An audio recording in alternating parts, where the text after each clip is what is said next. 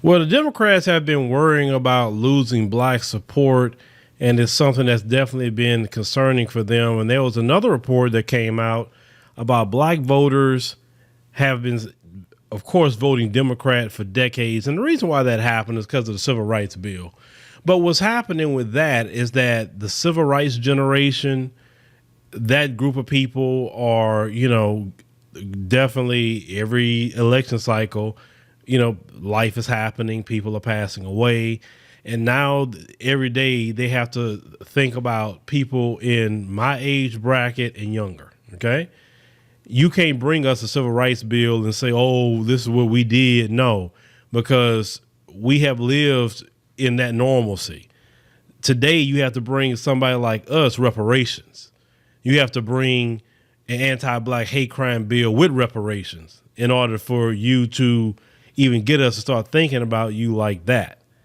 But a lot of black voters have seen, you know what, this party just not doing nothing for black people, and all that, oh, you just need to get out there and vote, not working. Those silly questions, well, what the Republicans gonna do? It's not working.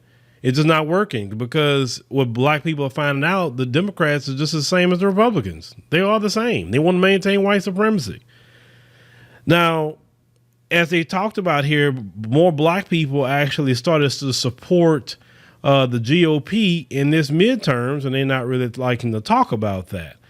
Of course, black people have been voting for decades for the Democrats, and they say Republican candidates were back 14% by black voters compared to 8% in the last midterm election 4 years ago.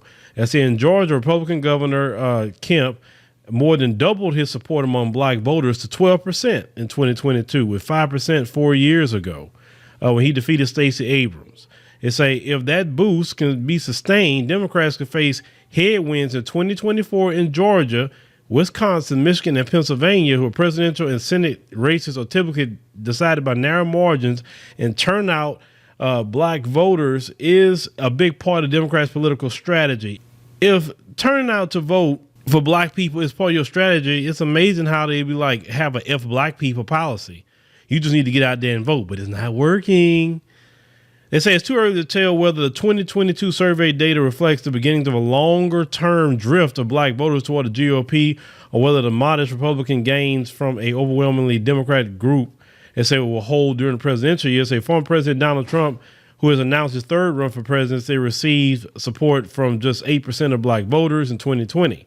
They say the survey from this year's midterms also found that Republican candidates in some key states, they say, improved their share of the Latino voters. I said, so any sustained growth in the share of black voters would be very critical. I said a variety of factors might play into the findings, including voter turnout and candidate reach. Some black voters suggest they'll be sticking with Republicans because they said the party's priorities resonate with them more than those of Democrats. And I know when black people talk like that, because we still have some civil rights generation black folk, shout out to Diane Samir. When I did an interview with him, he said, voting Democrat for a lot of black folks is cultural now for them. It is. Like I say, you could say you don't believe in God, black people still talk to you. You could say that you don't want to be a part of your family, they'll still forgive you. But if you're out here talking about you're not going to vote Democrat, that is a cardinal sin, because black people worship the Democrat Party. They worship it to the core. And they worship it like a god. They really do. And it's sad that you worship a party that don't do nothing at all for you. They can care less about you. Actually do something for everybody else except you in your face. And you still go back and give them the vote. Now, there's a sister by the name of Janet Parolo, let's say, who lives in suburban Atlanta, left the Democrat Party in 2016 during Trump's first run for office. She was voting Republican. It says that includes this year when she voted for Kemp in his victory over Abrams. The sister said that she felt Democrats are pushing for more reliance on government programs. That bothered me. She said, for me, it's about being accountable and responsible and making your own decisions and not depending on the government to bail you out.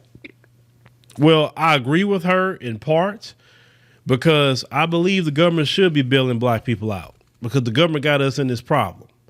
I'm not saying I want poverty programs. I'm not saying I want welfare and food stamps. If I want a programs of upward mobility, giving grants to small businesses. That's what we could be doing, right?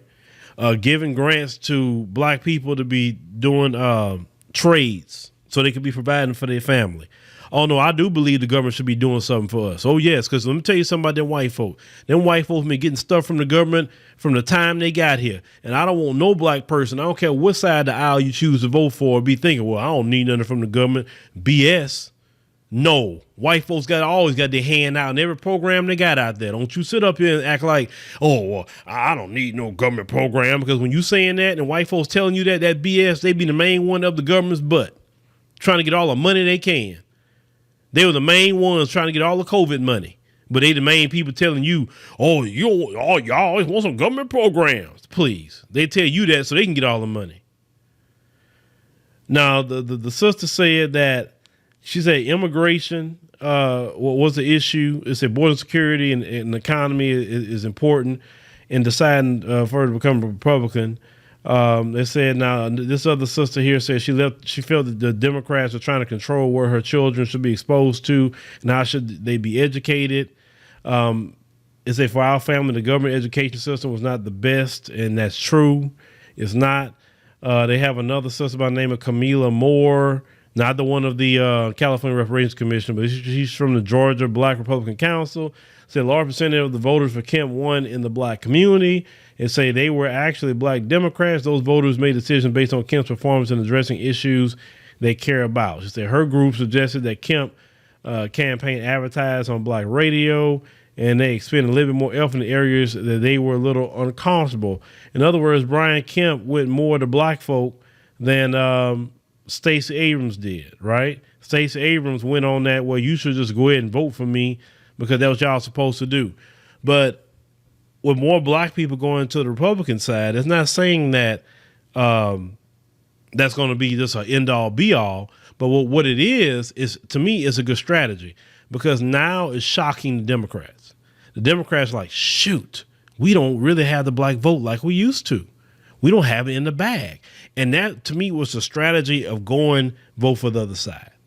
It's because you get the Democrat nervous about that. And now the Democrats going to have to do everything they can. And they're going to have to actually do something for black folk. That's all it's about for me. Doing something for black people. That's it. We need our reparations. We need our anti-black hate crime bill at minimum. And reparations is cash payments. It's not no it's not no loans. It's not no school. We pay for our own school. That's what we want to go do with our reparations. You understand? You got to get the Democrats nervous. And they starting to be nervous. As we continue this series of podcasts this week, you're going to see how nervous they are.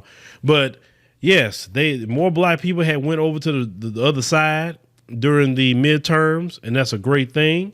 You also cut off a lot of the money for, these bootlicks out here.